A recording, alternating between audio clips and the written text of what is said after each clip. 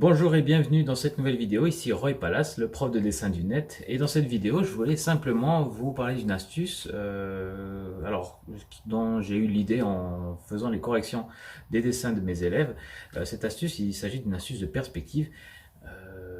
Alors voilà, le truc avec la perspective, c'est que quand on veut faire un dessin de paysage, un bâtiment et tout ça, on se dit il va falloir utiliser la perspective. Et pas forcément. Enfin, oui, il faut qu'on sente, si vous voulez faire transparaître la profondeur, hein, que le dessin paraisse avoir une profondeur, un effet 3D, le paysage voilà, qui soit en perspective, oui, il va falloir faire quelques petits calculs, faire une petite structure avant, mais il n'y a pas besoin d'appliquer toute la perspective, la méthode de la perspective conique et tout ça, de savoir toutes les règles pour pouvoir faire un dessin qui soit agréable à regarder, qui soit vraisemblable. Donc moi je préfère faire un dessin qui soit vraisemblable que trop précis et puis finalement le croquis il est pas de vie quoi. Donc l'astuce que je voulais vous donner c'est par rapport au point de fuite. Donc il y a des règles que si vous voulez appliquer la perspective un minimum, savoir où se trouve la ligne d'horizon et puis en gros les lignes de fuite où ça converge. Et le seul truc, c'est donc il faut savoir, si vous savez ça, c'est très bien.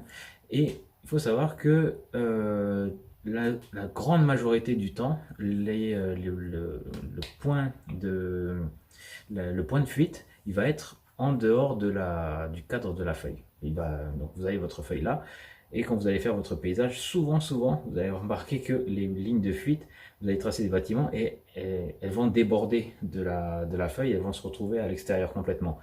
Donc, à moins que la personne qui va regarder la feuille prenne une règle et puis regarde les bâtiments et puis cherche à trouver le point de fuite exact avec un outil et qui décortique votre dessin, mais vraiment voilà, comme un chirurgien fait une opération et qui trouve que le point de fuite, eh ben, les lignes ne convergent pas tout à fait, à moins qu'il fasse ça, il y a peu de chances qu'il trouve que votre dessin soit complètement loupé.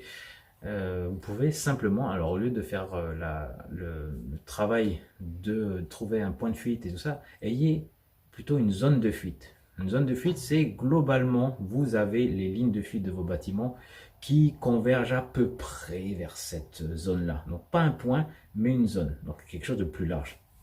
Et tant que ces lignes de fuite convergent vers cette zone, plus ou moins, voilà, les défauts du dessin bon, seront pas énormes, donc ça passe.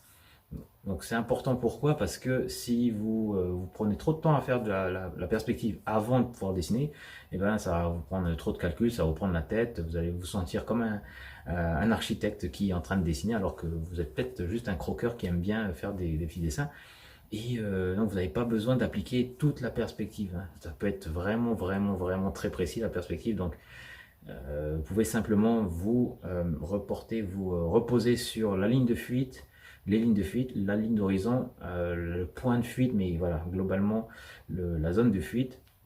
Vous avez ça et puis globalement vous pouvez si vous arrivez à discerner à peu près la direction de chaque élément qui se trouve dans votre composition et puis dont les lignes de fuite fuient à peu près au même endroit, vous arrivez à retranscrire ça, normalement ça passe, ça va pas choquer si les lignes de fuite ne convergent pas exactement sur un point très précis. Donc voilà, c'était l'astuce que je voulais vous donner pour ça. Donc essayez sur votre prochain croquis, si vous êtes déjà un adepte de la perspective, vous verrez que vous allez y passer beaucoup moins de temps, ce sera beaucoup plus spontané, ce sera plus agréable pour vous, ce sera peut-être même plus agréable aussi pour la personne qui va regarder parce que ça fera peut-être moins rigide, moins mécanique comme dessin et voilà, vous y mettrez un petit peu plus d'expression, plus de personnalité. Donc voilà pour cette rapide astuce, merci de m'avoir regardé, puis comme d'habitude, cliquez sur j'aime si vous avez aimé, cliquez sur je n'aime pas si vous n'avez pas aimé, et puis en complément, vous pouvez regarder dans la description, suivre